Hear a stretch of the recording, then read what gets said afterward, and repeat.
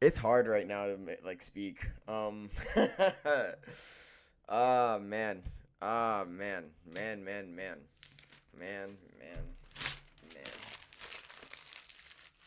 Oh my goodness. All right, all right. Final score: 27-21 Indiana. Miami Hurricanes fall short of a national championship. They had an opportunity to win the game last night. They did, and unfortunately, Carson Beck threw that interception. He made a decision he just did not have to make. And that has been the story of his career, really. But it looked like he was taking care of the ball at a great level all playoff long. He was taking care of it in this game, and he tried to be a hero one too many times. One too many times in this game. This is a hard loss to swallow, but I can't help but feel proud of the way things went this season. I can't help but feel proud because the truth is, there's a lot of people who thought we didn't belong in the playoff. Very few people said, very few people thought that we'd be a dangerous team in the playoff. There's a lot of people that picked us against Texas A&M. The entire country picked Ohio State against us. The entire country even doubted us against Ole Miss. And then we played Indiana, and the entire country doubted us again. And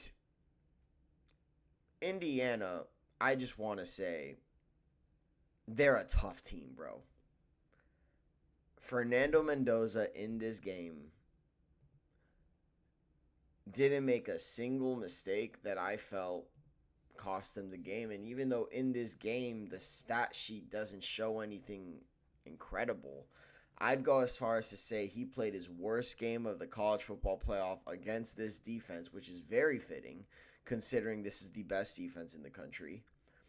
He was 16 of 27, only 59% completion percentage, 186 yards.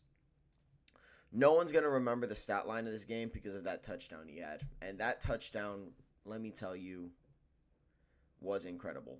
The Indiana Hoosiers only scored two touchdowns in this game, two offensive touchdowns in this game. The other one was a blocked punt, and I'll get to the blocked punt in a second. But this Miami Hurricanes defense was exactly what I thought it was going to do. Did exactly what I thought they were going to do. They did. They did exactly what I thought they were going to do. Now, I will say, Indiana's line of scrimmage outplayed us in the run game. They stopped the run until they didn't. That one Mark Fletcher run that got us back into the game. Shout out to Mark Fletcher, man. He had 112 yards, two touchdowns, 6.5 yards per carry. Just an electrifying performance, and he's a Cane forever. I'm so glad he's coming back next year. But Indiana controlled the line of scrimmage, which is something. They controlled the time of possession. They controlled the game. Let's call it what it is. They controlled this game. They did exactly what we've been doing to other teams, and they won the turnover battle. They won the penalty battle. They had more first downs. They converted more third downs. They were just better. They were the better team, and I'm content saying that because there's no other team I would have rather lost to. I think Indiana was a damn good team, man. Speaking about this game, there were multiple times where I felt like we had a real strong chance of taking the lead. But unfortunately, the offense to start the game was just so stagnant. It just wasn't moving. We just weren't able to run the ball like we're used to. So we weren't able to run the ball as much. They were boxing Malachi Tony. They were boxing CJ Daniels. They were boxing everybody. The line of scrimmage was not getting any push. Shout out to Indiana's defensive line.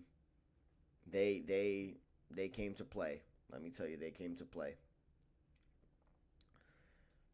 I mean, it's hilarious that we won the total yard game. Like, we had 342 total yards. Indiana had 317.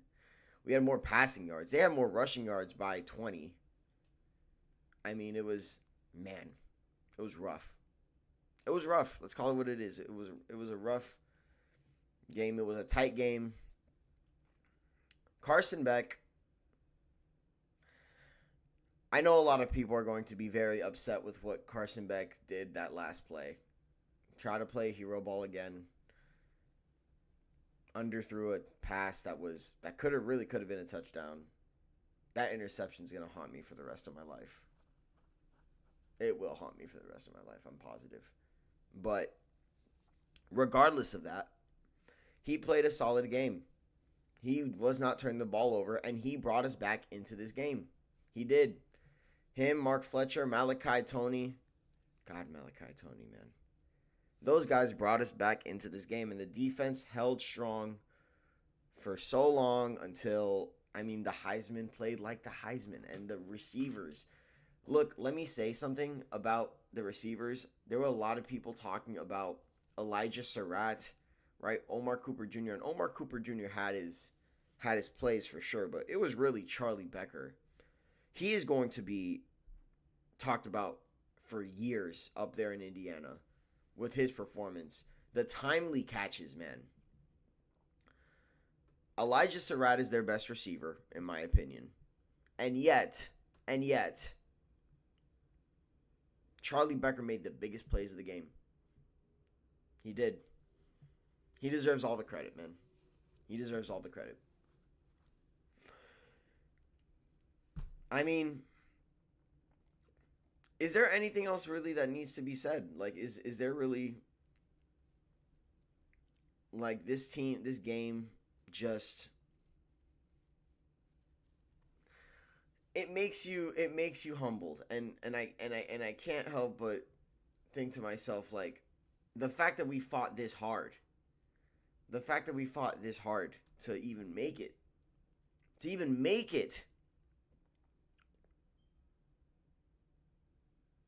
couldn't be proud of this team. I really couldn't.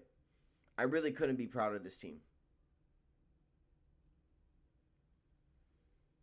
Couldn't be prouder. The block punt.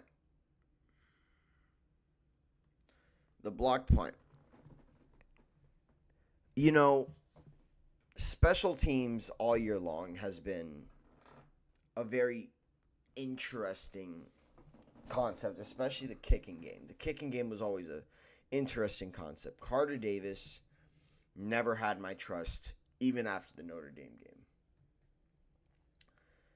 And after that Texas A&M game, where he missed 3 field goals, it was hard to trust him. And Mario, I feel, made the wrong call trusting him here. On 4th and 2, a chance to bring it to a 1-score game, he couldn't.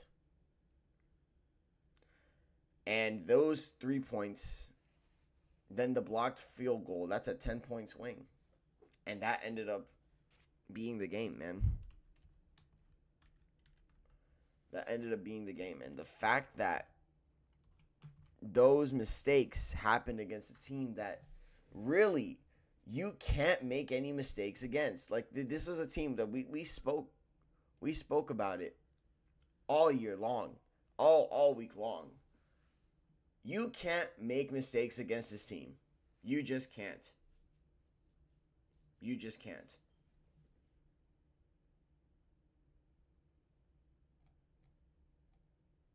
Man. That is forever going to be a hard pill for me to swallow. It will.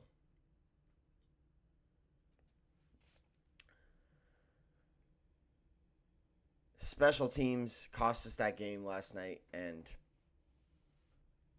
I know a lot of people are going to be hard on Ethan O'Connor for what happened against Charlie Becker, but I don't think that's a difficult look. That's just a difficult. This is a good receiving core, man. This is a good receiving core. I have no notes in front of me because I just want to go through the motions of like what I'm feeling. I don't want to act too much as a fan here, but what I'm grateful for is that this season happened because for a long time it felt like the U was just never going to get back to the glory days. And I'm glad the glory days are back here. Unfortunately, it just didn't end in a championship. But this hurts that I'm feeling. This hurt that the team is feeling right now. We're going to use it. And hopefully, next year, the Canes will be back. It was a rough loss. It was a difficult loss. But if there's any team that I would prefer to lose to, it's Indiana. Because Indiana was stomping teams out, beating teams up.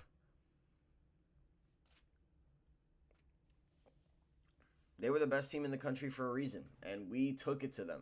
And it was a very close game, and we had an opportunity to go down the field and win. We just came up short.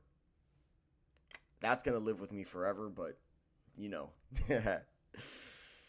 That's just football, man. The beauty of it, the beauty of losing, the beauty of winning. It's part of it, man.